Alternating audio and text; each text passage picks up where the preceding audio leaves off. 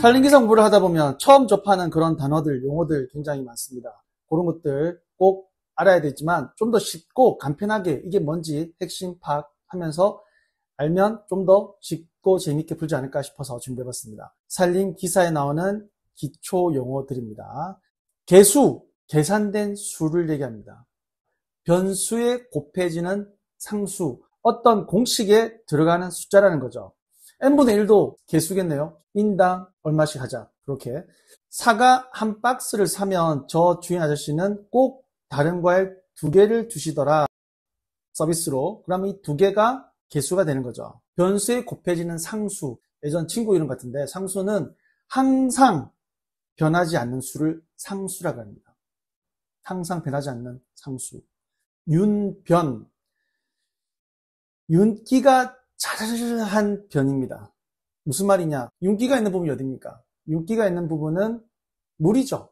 물이 있는 부분이 계곡이 쫙 가는데 물이 계곡이 안에 있을 때 예를 들어서 횡단면으로 쫙 잘랐을 때 그 닿는 부분이 윤변입니다.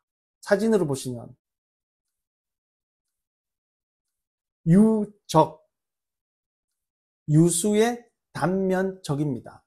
물이 흐르는 물의 면적, 그러니까 2차원이죠. 면입니다, 면. 그러면 유속이랑 유적을 곱하게 되면 물이 흐르는 양이 나옵니다. 그래서 유적이 꼭 필요합니다. 적은 단면적의 적이다. 경심, 물의 세기. 요거는 조금 헷갈리긴 한데, 그러니까 물의 세기, 경도의 깊이. 유적에서 아까 배웠던 유적 나누기 윤변을 하면 경심이 나옵니다. 이 경심도 아주 중요한 포인트이기 때문에 경심 꼭 알아야 됩니다. 경심은 물의 세기다. 심지라는 곳이 보통 약간 뭔가 단단한 느낌 들지 않습니까? 야, 심지가 있네 이런 느낌. 하지만 물 속에 있는 심지이기 때문에 물의 세기죠. 임계, 한자어 그대로 해석을 하면 임금의 세계입니다. 와, 이게 무슨 말이죠? 최고 효율 상태를 나타내는 물질을 변화시키지 않는 최대값입니다. 언더 컨트롤 할 수 있는 그 값이라는 거죠. 하지만 이 임계치를 넘어버렸다라는 말이죠. 예를 들어서 임금의 세계를 넘어버렸어. 임금도 해서는 안 된 일이 있습니다. 예전에 왕들 중에서 막 확 돌아가지고 신하를 다 죽이고 한이들 다 죽이고 난리를 치는 거야. 궁녀들 다 죽이고. 이거는 임계점을 넘었지 않습니까? 임계유속이라고 하면 물이 엄청 빨라요. 빠른데 근데 뭐 토사가 뭐 날라고 이런 건 없네. 장마가 와가지고 물이 막 엄청나게 범람해가지고 거기 있는 물이랑 돌이랑 막 쓸려 나가. 그러면 임계치를 넘어간 거죠. 하지만 임계유속이라는 거는 임금의 세계에 있는 유속이다. 그래서 물살이 세지만 계곡에는 영향을 주지 않는 아주 빠른 최대값의 유속이다. 계상, 윤계상이 계곡 위에 앉아 있습니다. 계곡 위를 계상이라고 합니다. 계안이란 말도 있죠. 계안. 계곡 안쪽을 얘기하는데 계곡 안의 안쪽이 아니라 계곡 밖에 있는 안쪽입니다. 계안. 야, 우리 계안에 텐트 치자. 그게 무슨 말이냐면 계곡에 가까운 부분에 있는 부분, 그 부분이 계안입니다. 그리고 양안은 뭐냐? 양쪽에 있는 계안을 양안이라고 합니다. 토사유과에서 유과가 뭐냐면 예전에 조총유과라고 그런 까자가 있었는데 그 과자 참 맛있었는데 그 유과, 유는 흐를 류, 그리고 과는 통과하다는 뜻입니다. 이게 무슨 얘기냐 하면 보통 비가 오면 빗물이 졸졸졸졸 이렇게 쓸려 나가는데 빗물이 맑아요. 그냥 나가는데 이게 유과가 돼버려. 흐르는 물에 관통을 해버려요. 뭐가? 돌이라든지 흙이라든지 모래라든지 이런 게 흐르는 물에 관통을 해가지고 흙탕물이 되는 거야. 토사유과라 하면 토사가 물에 통과한다. 그래서 쓸려 나간다. 흙탕물이다. 라는 뜻입니다. 유과, 통과한다. 계류는 계곡에서 흐르는 물, 계류. 계가는 계곡 사이에 있는 물입니다. 계류와 계가는 같은 말입니다. 수제, 수는 물, 제는 제방. 물에 있는 제방이에요. 보통은 제방은 뭡니까? 제방은 제지하고 방어한다는 뜻입니다. 뭘? 각종 홍수, 범람이라든지 이런 거 대비해가지고 제방을 뚝을 쌓는 거죠. 뚝. 근데 물 안에 뚝이 있대. 구조물을 넣는 거죠. 각종 구조물.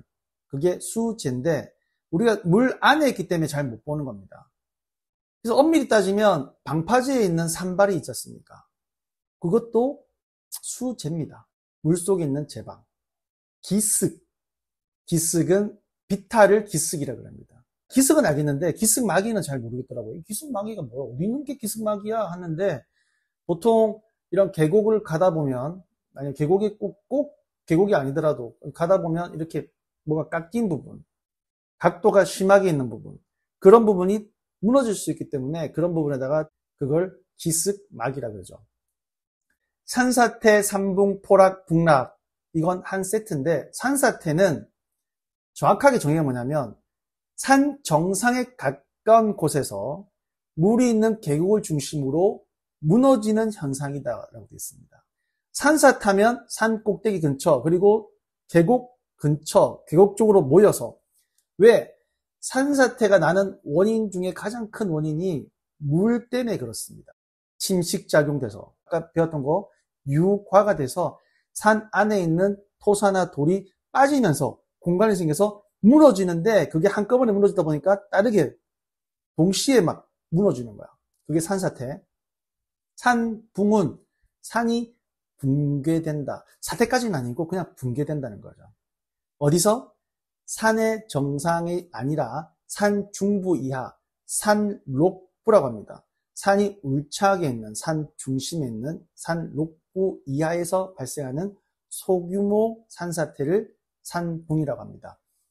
포락은 포시랍게 떨어지다는 거예요. 붕락은 붕괴되어서 떨어지는 건데, 특징이 뭐냐면, 그러니까 처지면 주름살이 생겨요. 붕괴돼서 떨어지니까. 그래서 흙 쪽에 주름이 생기는 현상, 붕락이라고 합니다. 임상. 임상이라고 하니까 활엽수들이 엄청나게 많아. 75% 이상이야. 그러면 활엽수림. 침엽수가 75% 이상이다. 그러면 침엽수림, 나무들이 있는 상태를 임상이라고 합니다. 또 이런 거 한번 정리가 되면 바로 또 올려서 공유하도록 하겠습니다. 또 뵙겠습니다.